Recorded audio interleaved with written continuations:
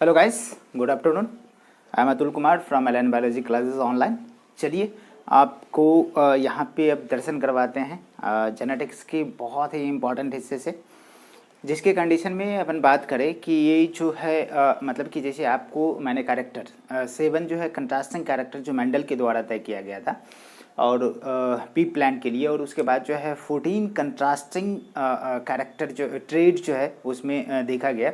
जैसे कैरेक्टर की बात अपन करें तो कैरेक्टर के कंडीशन में जैसे हाइट हो गया, कलर हो गया, ठीक है ना, हाइट ऑफ स्टेम, कलर हो गया, फिर जो है पॉड की शेप, साइज, कलर, ये सब की बातें करे थे। तो किस तरीके से ये जो है ये मतलब कि क्या हो रही है कि ये आपका जो है मतलब कि ये कंट्रास्टिंग कैरेक्टर में जो है किस तरह से चेंजिंग होती है, क्या वजह है, किस क्रोमोसोम की वजह से हुआ था। तो वहाँ पे ढेर सारे हम लोगों ने ब्रीफ आइडिया लिया था, जो ब्रीफ आइडिया आपको बहुत ही इंपॉर्टेंट, बहुत ही धांसू, जहाँ कहीं भी हो इसकी एप्लीकेशंस मस्ट है। यदि आप डोमिनेंट ट्रेड के बारे में नहीं जाने, ठीक है ना, रेसेसिव के बारे में नहीं जाने, तो उस कंडीशन में क्या हो जाएगा कि आपको बहुत सारे जगह पे मतलब कि आपकी क्वेश्चन समझ में नहीं आएगी, अंडरस्टैंड नहीं कर पाएंगे। तो उस सिचुएशन में आपको करना क्या पड़ेगा कि आपको यही कोड आपको जो है इख्तियार करना पड़ेगा जो मैंने तैयार किया, ठीक है ना। मतलब कि इसमें इसमें कैरेक्टर मैं दिखाता हूँ, फिर से एक बार जो है मैं रिव्यू करवाता हूँ, जस्ट फ्लैश बैक लीजिए। मैंने कहा था कि पी के लिए जो है पी की क्रोमोसोम नंबर कितना होता है बेटा, 14। तो इसमें से half, one set of chromosome कितना हो गया, 7। तो ये क्या हो गया था, ये जीनोम था। ये क्या था, genome. Half set of chromosome या one set of chromosome is known as क्या, जीनोम। तो पी के लिए इतना हुआ, तो ह्यूमन के लिए कितना होगा जीनोम, ह्यूमन के लिए कितना होगा, 2n इक्वल टू कितना भैया, कितना 46, तो n इक्वल टू कितना 23। लेकिन आपको मैंने क्वेश्चन मार्क दिया था कि मेल के कंडीशन में क्या होगा और फीमेल के कंडीशन में क्या होगा, मेल के कंडीशन में क्या होगा और फीमेल के कंडीशन में नंबर ऑफ जीनोम, जीनोम कितना होगा, इसके बारे में मैंने आपसे पूछा था। अभी तक still that's are questions for you, आपके लिए है ही। आप मेरे इनबॉक्स में आकर के मैसेज कर सकते हो यदि वीडियो वॉच करते हो तो, ठीक है। तो यहाँ पे हमने कहा कि जैसे मान लो कि बैक्टीरिया की अपन बात करो, तो बैक्टीरिया के कंडीशन में क्या है, इसकी 2n इक्वल टू कितना 2, तो n इक्वल टू कितना 1। यदि मेज की अपन बात करते हैं, जीनोम की नंबर की बात करते हैं, तो 2n इक्वल टू कितना 20 होता है, तो n इक्वल टू कितना 10। इसी तरीके से ढेर सारे की बात हमने करा। हमें चाहिए क्या, ये चाहिए, हमें चाहिए क्या, पी चाहिए। तो 7 क्रोमोसोम हुआ। तो अब ये 7 क्रोमोसोम मतलब कि 7 क्रोमोसोम कहाँ से आए, फादर से, और 7 कहाँ से आए, मदर से। दोनों के दोनों जो है आकर के आपस में, तो एक एक सेट को अपन लेकर के देखेंगे, एक जीनोम को लेकर के देखेंगे। उस 7 के 7 क्रोमोसोम पे अपन क्या करेंगे, एक्सपेरिमेंट करके मेंडल ने देखे। तो उन्होंने कहा क्या कि भैया ये 7 जो क्रोमोसोम लिया हुआ है, ये रियली में 7 के 7 क्रोमोसोम पे सातों कैरेक्टर नहीं है भैया। क्या है, 7 के 7 पे सातों कैरेक्टर नहीं है। इसमें से 4 ही क्रोमोसोम जो पार्टिसिपेट करे और 4 ही क्रोमोसोम पे सातों कैरेक्टर को दिखाए। वो कौन था भैया, 1 4 5 7, 1 4 5 7। तो उसमें हमने कोड दिया था कि क्रोमोसोम आपको अरेंज करना था, और कैरेक्टर का भी मैंने कोड दिया था। बिल्कुल एक लाइन में मैं बताना चाहूँगा, आपको दिमाग में हर समय चलते रहना चाहिए था। यहाँ पे आ जाइए, इसके कंडीशन में हमें बात करना है क्या कि ये देखो, हमने क्या कहा कि देखिए बेटा कि हमने यहाँ पे क्रोमोसोम का नंबर लिया, और यहाँ पे क्या लिया बेटा, क्या लिया, कैरेक्टर लिया। क्या लिया, कैरेक्टर लिया, कैरेक्टर। और यहाँ पे क्या लिया, ट्रेड लिया, ट्रेड लिया। तो ट्रेड्स के कंडीशन में हमने कहा कि 2 तरह का ट्रेड है, एक तो डोमिनेंट है, क्या है, डोमिनेंट है, और दूसरा क्या है बेटा, रेसेसिव है। 2 ट्रेड हमें मिला।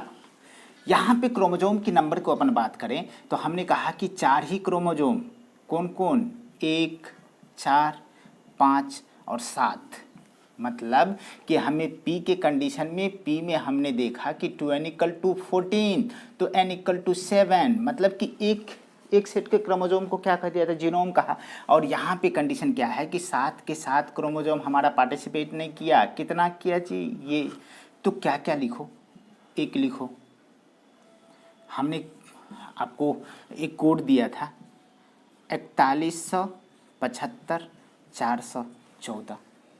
अरे भैया 4175 414 ये कोड है आपका जो सीक्वेंस करूँगा। 4175 414 दिख रहा है ना, 14। ठीक, तो यहाँ पे हमने क्या कहा कि इस क्रोमोसोम के कंडीशन में हमने कहा कि यहाँ क्या लिया बेटा, स्टेम का हाइट लिया। चलो मैं स्टेम हाइट लिया, स्टेम का हाइट लिया, तो हाइट किस तरह का, कौन सा, तो डोमिनेंट। यहाँ पे हमने कोड अख्तियार किया, क्या क्या कोड, क्या, टायर टायर गीका। तो यहाँ पे हमने स्टेम का हाइट लिया, तो एक क्या होगा, टॉल, टी से कैपिटल टी है तो क्या हो गया, टॉल। दूसरा क्या हो जाएगा, ड्वार्फ। एक तो लंबा एक नाटा। तो 4 नंबर क्रोमोसोम पे ये हुआ। अब 1 नंबर क्रोमोसोम पे क्या होगा, तो यहाँ पे हमारे पास क्या होगा, 2 करके ले लीजिए। तो हमने कहा कि 2 चीज़ें देखो, यहाँ तो हमने पहले कोड में देख लो, फ्लावर है, फिर जो है फ्लावर के अंदर क्या हो, फ्लावर से क्या बनेगा, पॉड। पॉड बोले तो छेमी बाबू, ठीक है, छेमी, ठीक है ना, पॉड, मटर का पूरा पॉड। फिर जो हमने कहा कि पॉड के अंदर क्या होगा बेटा, सीड होगा। तो याद रहेगा सीक्वेंस। अब ये दोनों के लिए, ये इसके लिए ये और इसके लिए ये दिख रहा है ना। तो येलो यहाँ पे देखिए, तो क्या हो गया, सीड का कलर यदि अपन बात करें तो भैया येलो क्या हो गया, डोमिनेंट। और यहाँ पे क्या हो जाएगा इसका, रिसेसिव, ग्रीन। यदि हम क्या करें कि यहाँ पे कलर को लिया और दूसरे क्या लेगा जी, शेप ऑफ सीड लेगा, शेप ऑफ सीड लेगा। तो शेप आर क्या है बेटा, ये क्या है, राउंड। तो दूसरा क्या हो जाएगा, रिंकल्ड, मतलब कि सीड एक राउंड है और दूसरे सीड क्या है जी, रिंकल है, मतलब सिकुड़ा हुआ है। ठीक, दिखता ना, प्रॉपर दिख रहा है। अरे दिखता कि नहीं दिखता, ज़्यादा कलर तो नहीं आ रहा है ना, अच्छे से दिख रहा है ना, क्या और थोड़ा सा डार्क कर दूँ, अब तो ठीक है, चलेगा ना, चलिए कोई बात नहीं। तो यहाँ पे आ जाइए, तो ये तो हो गया। दूसरा कंडीशन है कि पॉड के लिए, फिर पॉड के लिए क्या बात करेंगे, कलर की बात करेंगे। और दूसरे फिर से क्या बात करेंगे बेटा, इसके लिए शेप ऑफ पॉड की बात करेंगे। तो चलिए यहाँ पे पॉड के कलर के बारे में बात करो तो ग्रीन, आपको बताया था कि don't get confuse with the colour of seed and colour of pod, दोनों का जस्ट उल्टा है, ग्रीन है, यहाँ पे येलो, रिसेसिव हो गया। यहाँ पे कंडीशन है कि शेप के कंडीशन, तो एक क्या हो जाएगा जी, यहाँ पे देखिए आई है तो इन्फ्लेटेड, मतलब फैला हुआ, फूला हुआ, ये फूला हुआ पॉड हो गया आपका। ठीक, और दूसरा क्या हो गया, रिंकल्ड, रिंकल्ड हो गया। ठीक है ना। यहाँ पे जैसे ही कंडीशन है फ्लावर में, तो फ्लावर में 2 चीज़ों को फिर काउंट करेंगे, एक तो कलर की बात करेगा और दूसरे कंडीशन में क्या बात करेगा, पोजीशन ऑफ फ्लावर। तो कलर में क्या है, कलर में फ्लावर का कलर तो आप लोग वेल नॉन हो, रेड डोमिनेंट है और वाइट क्या है जी, वाइट क्या है, रिसेसिव है। पोजीशन ए दिया हूँ तो सब ये डोमिनेंट कैरेक्टर है, ये कैसा है, सब मैंने डोमिनेंट कैरेक्टर को लिख दिया है ताकि आप रिसेसिव खुद से लिख सको। यहाँ पे रेड है, वाइट हो गया। यहाँ पे पोजीशन की बात करते हैं तो एक्जियल, बोले तो ये क्या है आपका पी है, इसमें क्या लग गया, लीफ लग गया और फ्लावर कहाँ पे, यहीं पे लग गया एक्जियल पार्ट में। और यहाँ पे हमने कहा कि पी प्लांट लिया बेटा, और यहाँ पे लीफ है, यहाँ पे भी क्या है, लीफ है, लेकिन फ्लावर इसका टर्मिनल पोजीशन पे लग गया। तो क्या है, एक्जियल, और दूसरा क्या है, टर्मिनल। ये याद नहीं तो जेनेटिक्स नहीं। अब आपसे पूछा जाता है कि किसमें मैक्सिमम, कौन सा क्रोमोसोम पे मैक्सिमम कैरेक्टर है, बताइए।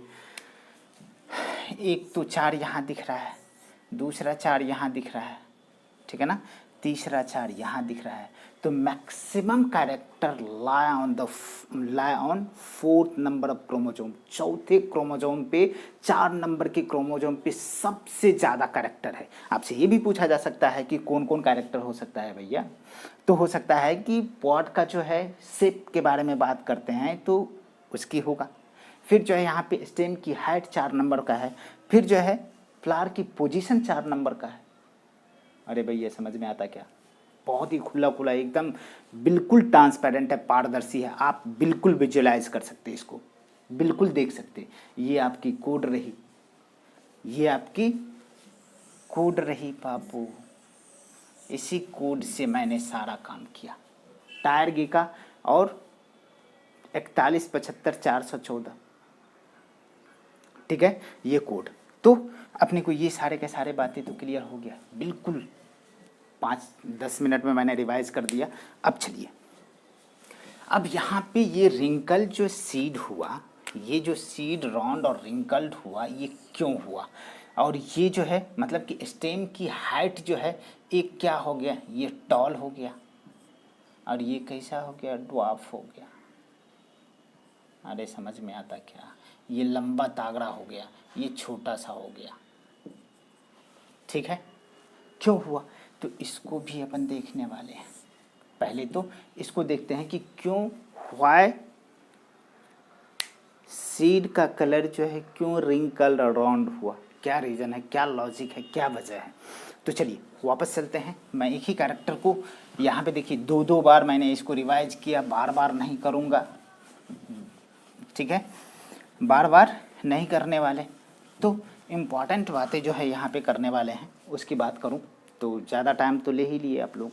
चलिए यहाँ पे बात करेंगे, क्वेश्चन है आपके लिए कि how wrinkled seed are produced. दिखता क्या, क्यों रिंकल सीड प्रोड्यूस होता है, क्या वजह हुआ होगा। चलिए यहाँ पे 1 मिनट में बात कर लेंगे अपना आंसर में। देखिए बेटा, सबसे पहले बात करेंगे कि we know that, we know, मैं जानता हूँ बट आप नहीं जानते, जान लेंगे आगे, कि 1 एंजाइम, 1 जीन कैरीड 1 फंक्शन। अरे भैया 1 जीन 1 एंजाइम 1 फंक्शन, एक एंजाइम जो है एक जीन को एक्टिवेट करता है और एक जीन जो है एक फंक्शन को कंट्रोल करता है। भैया बहुत ही इंपॉर्टेंट बात है, बीडल एंड टेटम के द्वारा, बीडल एंड टेटम भाई साहब ने इसको कहा, स्टेट्स बाय, किसने कहा, बीडल एंड टेटम। तो एक जीन क्या करता है, एक एंजाइम एक जीन को कंट्रोल करता है, ठीक है ना, और एक जीन जो है एक कैरेक्टर को कंट्रोल करता है। तो कहीं ना कहीं सीड का रिंकल्ड होना, ये सीड का राउंड होना, that are responsible by the gene. Gene क्या करते हैं, इसके लिए रिस्पॉन्सिबल होता है, एंजाइम इसके लिए रिस्पॉन्सिबल होता है। तो चलो यहाँ पे बात करते हैं, इतने बात तो समझ में आया। अब क्या है बेटा कि यहाँ दिखाता हूँ मैं कि एक हमने कहा कि क्या होता है कि whenever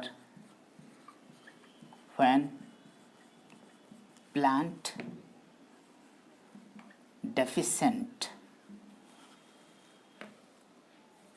SBE मतलब starch branching enzyme, starch branching enzyme इसका फुल फॉर्म हो गया।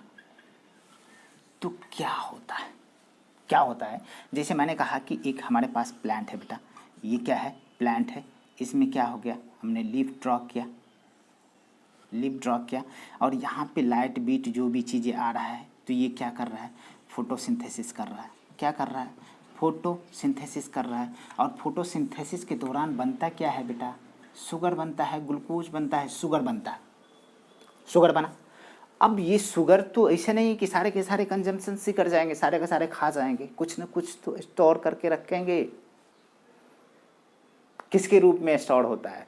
तो हम जानते कि फूड में क्या होता है, ये सारे के सारे चीज़ें जो उन्होंने यूटिलाइज करा, उनकी यूटिलाइजेशंस में जो यूज हुआ, लेकिन अब जो बची हुई चीज़ें हैं उसको क्या करता है कि sugar will be converted into the starch by the starch branching enzyme, that is SBE। याद रहेंगे किसकी वजह से? स्टार्च ब्रांचिंग एंजाइम की वजह से। तो ये शुगर जो है ना बेटा, ये कन्वर्ट हो जाता है किसके? SBE, स्टार्च ब्रांचिंग एंजाइम के प्रेजेंस में ये कन्वर्ट हो जाते हैं किस में?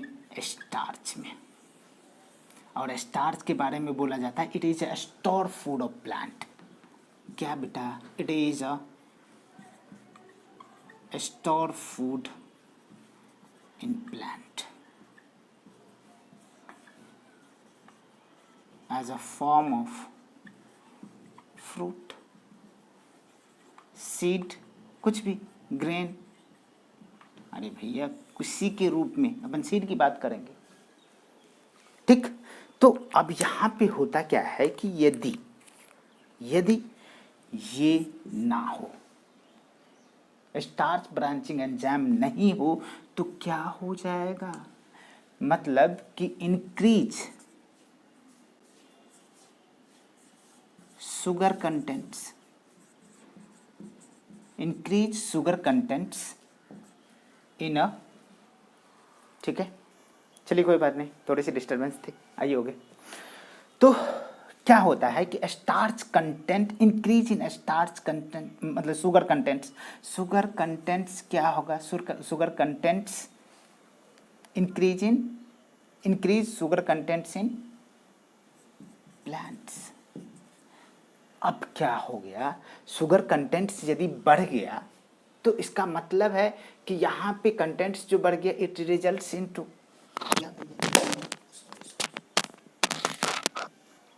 सॉरी आज डिस्टर्बेंस ही है। चलिए, स्टार्च कंटेंट यदि बढ़ गया तो इसका मतलब है, शुगर कंटेंट यदि बढ़ गया, शुगर की मात्रा क्या होगी? बहुत ही बढ़ते जा रहा है, मतलब कि इट रिजल्ट्स इनटू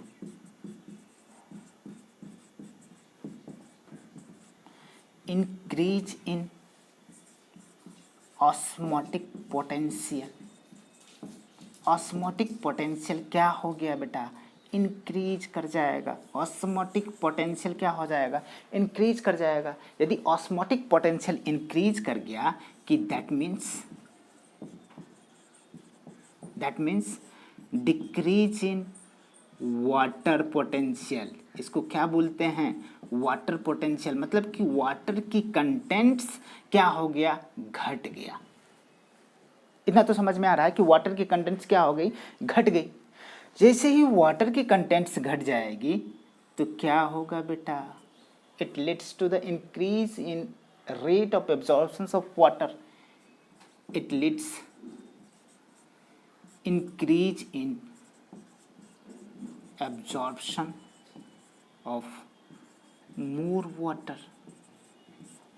वाटर क्या हो गया कि बहुत ज़्यादा मैं अब्जॉर्ब करने लगा, जिसकी वजह से, मैं ऊपर करके लिखता हूँ, दिखेगा नहीं, ठीक है ना,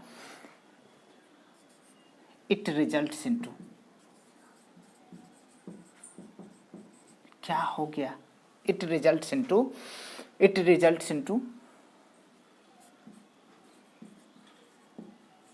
टर्जिड ऑफ सीड टर्जिड हुआ।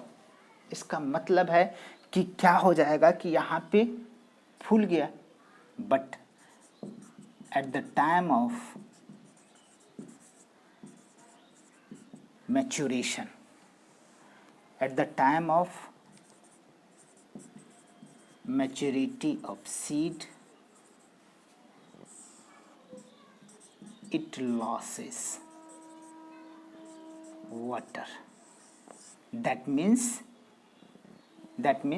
ऊपर वाले की मिटाओ, that means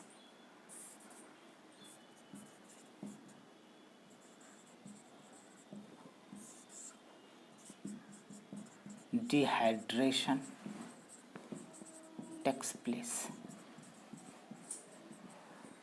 अब क्या होगा बेटा, रिजल्ट्स इनटू